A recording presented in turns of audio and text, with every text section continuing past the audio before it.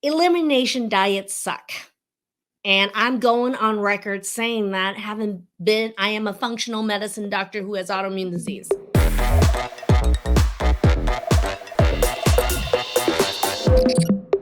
Number two mistake, okay? The number two mistake that people make is say no to more food trauma. Say no to food trauma, okay? We are self-inflicting food trauma on ourselves over and over again, creating literally the most important relationship in our lives is with food. The longest relationship we have within our life is with food. Think about that statement. And yet, a lot of people, once you find out you have autoimmune disease, in addition to having a lot of already gut issues with digestion and with food, that's already innate, we inadvertently, with all good intention, create a lot of food trauma for ourselves. And I want to explain that in some depth, which is elimination diets suck. And I'm going on record saying that, I am a functional medicine doctor who has autoimmune disease. Okay. Most of the functional doctors or natural doctors is telling everybody to go on elimination diets. And I can tell you right now from personal experience and from working with thousands of people as an autoimmune disease specialist is that it makes people a lot sicker.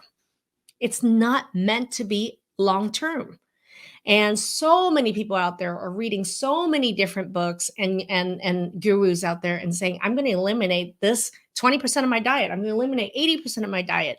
They're in so much elimination diet that they are creating a lot of they could overeat something that inadvertently is causing their autoimmune disease. They could be increasing that amount. That happens all the time. This is why we have food mapping in our program, using your own data, right?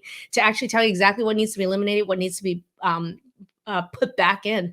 Most of the time, what we're working with is helping people put more food back in their diet because they're unnecessarily eliminating so much.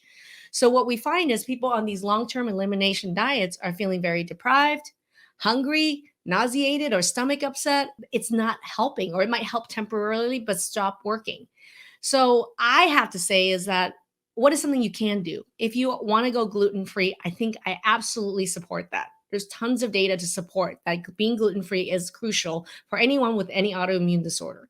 But then to go on this huge elimination diet, and I'm not going to name them, but it has made people much sicker, and it has created an antagonistic relationship that people have with food.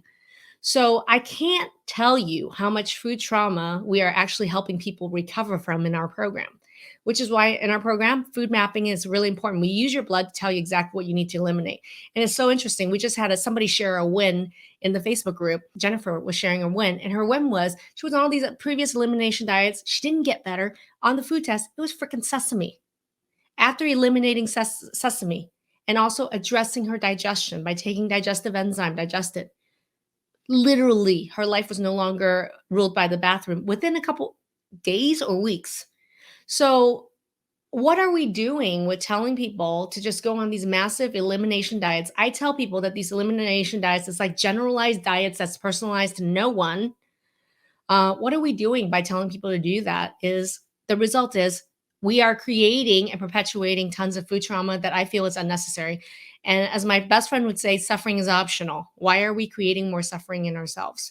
So I'm a huge advocate of not going on huge elimination diets once you get diagnosed with autoimmune disease, because in my experience, people end up sicker, they don't get better, and they have a hell of a lot of food trauma to show for it that we really have to fix later, because there's a lot of rebuilding that healthy relationship with food that we have to do when we are in our program, which our functional nutritionists and I work with our clients with. But why not just prevent food trauma in the first place? Jennifer, actually, it was her win that we were sharing in the group. She says, becomes a food phobia. Correct.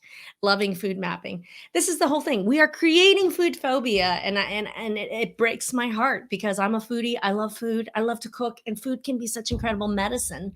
And yet I deal with people every day that are scared shitless of food or hate food, or they're traumatized by food. How many of you out there are suffering from food trauma are on the elimination diet train and want an end to that and is interested in learning more about food mapping.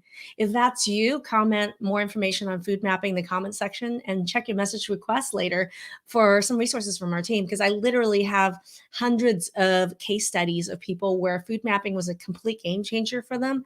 And we have tons of resources to share.